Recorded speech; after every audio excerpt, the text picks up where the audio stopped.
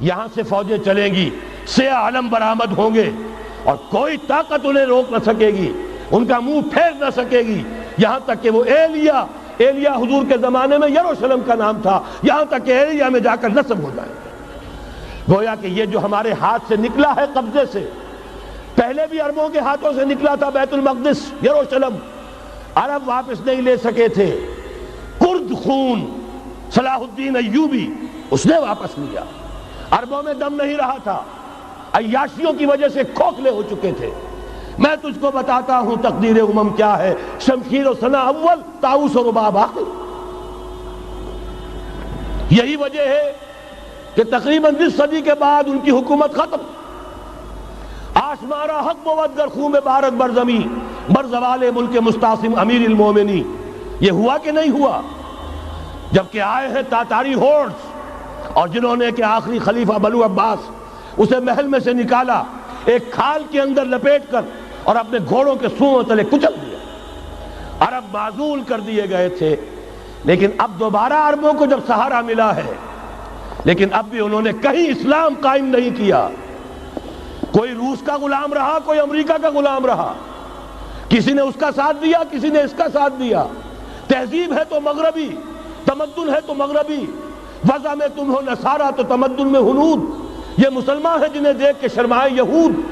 یہی معاملہ جب ان کا ہوا تو اب اللہ تعالیٰ کی طرف سے ان کے اوپر وہ عذاب کی بھٹی گرم ہونے والی ہے۔ لیکن اس کے بعد پھر یہاں سے جائیں گے وہ جو ان کی مدد کریں گے، اور یہ ایلیا کو واپس لینے والے یہ مشرق سے چلنے والے لشکر ہوں گے۔ یہ اسی علاقے میں جب انقلاب آ جائے گا، یہ علاقہ خراسان اور پاکستان، جب یہاں نظام خلافت قائم ہوگا، یہاں سے اسلام کی توسیع ہوگی، اور یہاں سے جانب مشرق ہند اور جانب مغرب یہ جو یہودیوں کا سیلاب آ رہا ہے، ان دونوں کا مقابلہ کرنے کے لیے انشاءاللہ العزیز، ورنہ یہ اصابتان جو ہے ایک حدیث میں جمع کرنے کی کوئی اور حکمت ہو نہیں سکتی، ورنہ تو ہندوستان پہ کئی لشکر آئے ہیں۔ لیکن یہ کہ در حقیقت اسی وقت جبکہ عالم عرب میں وہ بھٹی دہکے گی، اسی وقت یہاں انقلاب آ چکا ہوگا۔ ایک طرف یہاں سے مدد کے لیے لشکر جائیں گے کہ جو مسلمان عرب جو ہیں ان کی مدد کریں گے، حضرت مہدی کے جھنڈے تلے لڑیں گے، حضرت مہدی کی حکومت کو مستحکم کریں گے، یؤتون علی المہدی۔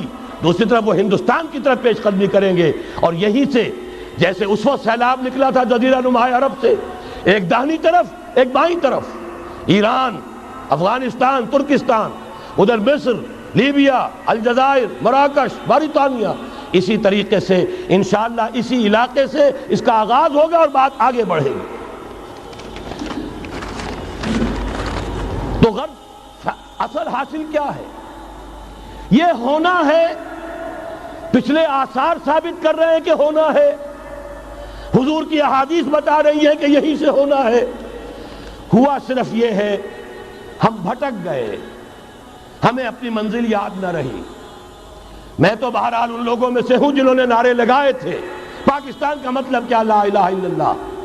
میں سن 46 میں یہاں حبیبیہ ہال میں قائد اعظم نے مسلم اسٹوڈنٹ فیڈریشن کے جس اجلاس کو خطاب کیا تھا، ضلع حصار سے جو 2 ڈیلیگیٹ آئے تھے ان میں سے ایک میں تھا۔